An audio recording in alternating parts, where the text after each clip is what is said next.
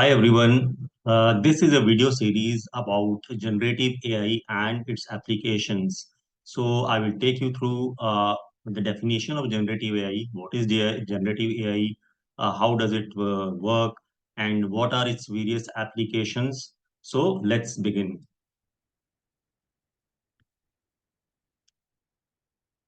So as I told you, we'll define what generative AI is, explain how generative AI works, describe generative AI model types, and describe generative AI applications.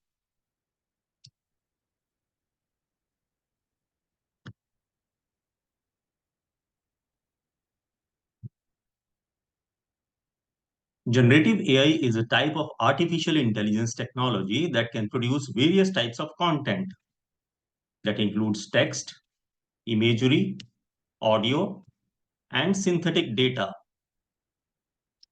So, what is synthetic data? Synthetic data is information that is created artificially using algorithms rather than being produced by the real world events. Data generated by a computer simulation can be seen as synthetic data. But what is artificial intelligence? Two very common questions are asked.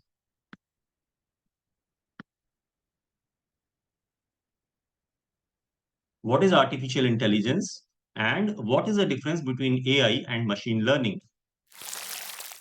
AI or artificial intelligence is the theory and development of computer systems able to perform tasks normally requiring human intelligence. Essentially, AI has to do with the theory and methods to build machines that think and act like humans. So, intelligence and machine learning are two different things.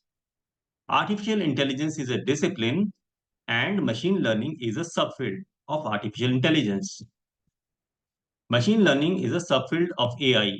It's a program or system that trains a model from input data. The trained model can make useful predictions from new, never before seen data drawn from the same one used to train the model. This means that machine learning gives the computer the ability to learn without explicit programming. Two of the most common classes of machine learning models are unsupervised and supervised machine learning models. The key difference between the two is that with supervised models, we have labels. Labeled data is data that comes with a tag, like a name, a type, or a number. Unlabeled data is data that comes with no tag.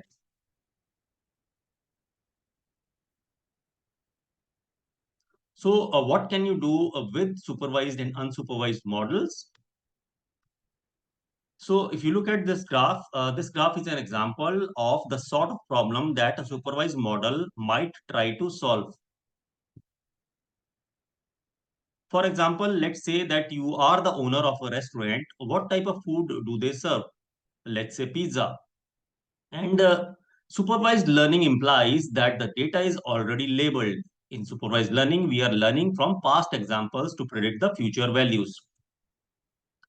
In an unsupervised learning model, it implies that the data is not labeled. Unsupervised problems are all about looking at the raw data and seeing if it naturally falls into groups. This is an example of the sort of problem that an unsupervised model might try to solve. Here, you want to look at the tenure and income and then group or cluster employees to see whether someone is on the fast track. Unsupervised problems are all about discovery, about looking at the raw data and seeing if it naturally falls into groups. In supervised learning, testing data values, let's say X, are input into the model. And if the predicted test data values and actual training data values are far apart, it is called error. The model tries to reduce this error until the predicted and actual values are closer together. The model outputs a prediction and compares it to the training data used to train the model. In supervised learning, testing data values X are input into the model The model outputs a prediction and compares it to the training data used to train the model. If the predicted data values and actual training data values are far apart, that is called error. The model the model tries to reduce this error until the predicted and actual values are closer together.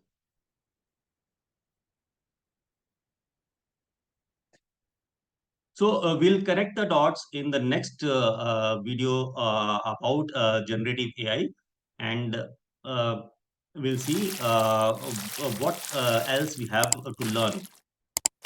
Thank you so much.